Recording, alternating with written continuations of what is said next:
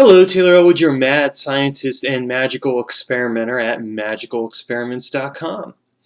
Last week I talked about what got me interested in health magic, and this week I thought I would talk a little bit further about that because I got an interesting comment on my video. A person commented on it and said, I think that this is a really interesting approach. Usually the way I've approached things is through energy work, oils, etc., etc. And really that's how most people approach health magic.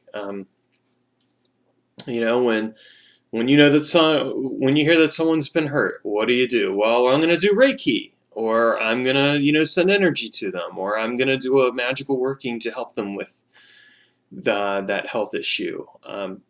And hey, nothing wrong with that. I do some of that myself. But here's the interesting thing. Do you notice that for the most part, health magic is really a reactive approach? It's about what we think of as health magic, energy work, all those things. It's a reactive approach. It's something that's done because something else has occurred to the person. Even the work that I shared, tinkering around with my neurotransmitters and all that, was at least initially because of the need to shift or respond to something. It's just that I decided ultimately to take a proactive approach to my magical work with health, and actually, it's how I take my magical work in general. It's a proactive approach. It's not about reaction. It's about proactive. And that's not to say there isn't going to be times where there's reaction, because the truth is that we're always going to have something to react to. We only have we can plan and strategize and everything else to be as proactive as possible, and nonetheless there will be a variable that comes in, and it just curves in, and it's like boom, there you go. You've now got to deal with a reaction, and that's okay. Reactions are a part of life, and they're not to be avoided. They're just to be accepted.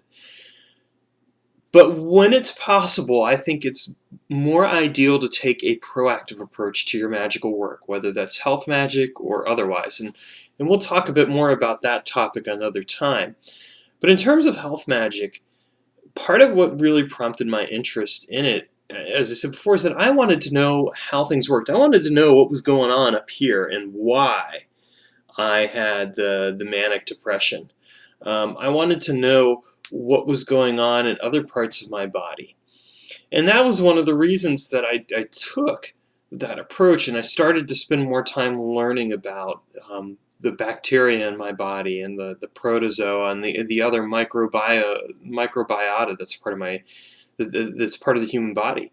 Because I wanted to understand, how does this body work? Why is it the way that it is?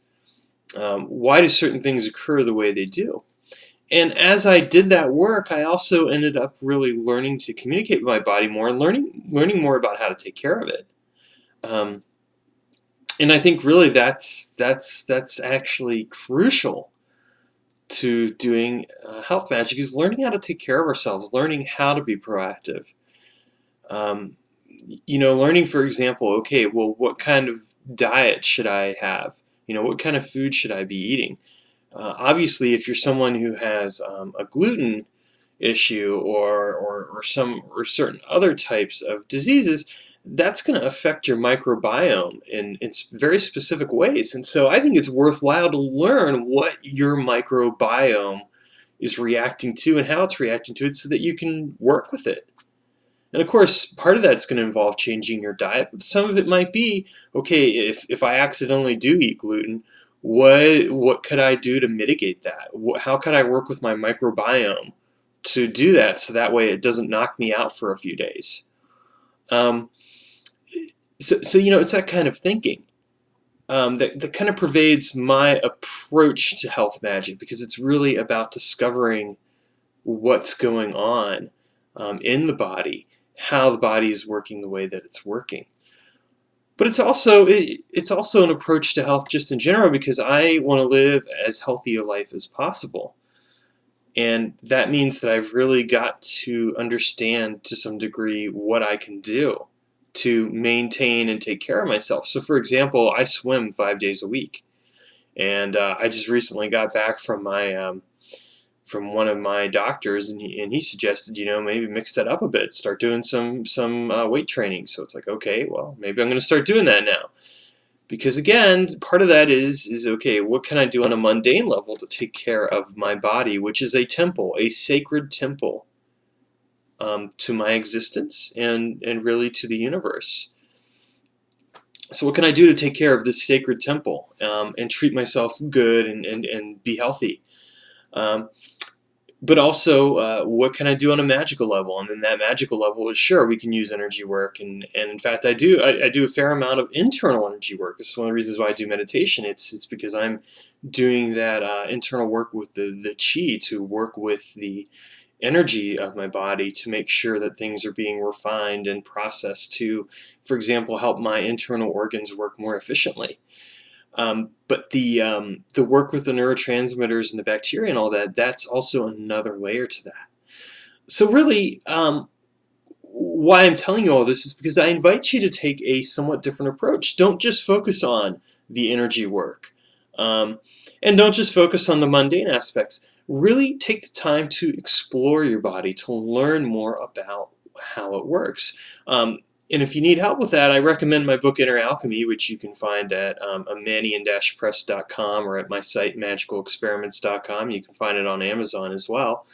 And I'm actually in the process of working on my next book. I've just decided to start working on it, called the Alchemy of Life, which really is a further exploration of these very topics and issues, and how I've worked with my body and what you can do as well. So look forward to that. And at some point as well, I'm going to do an Alchemy of Health anthology as well, because I think, again, these are very important issues, and we really want to understand what it is our body does and how it works and how we can take good care of it, because it is a temple. And so, my wonderful fellow magicians, I leave you with that thought. If you have any comments, feel free to leave them below. And if you haven't yet, go ahead and click on the T over here to subscribe to this channel. Thanks so much, and have an excellent day.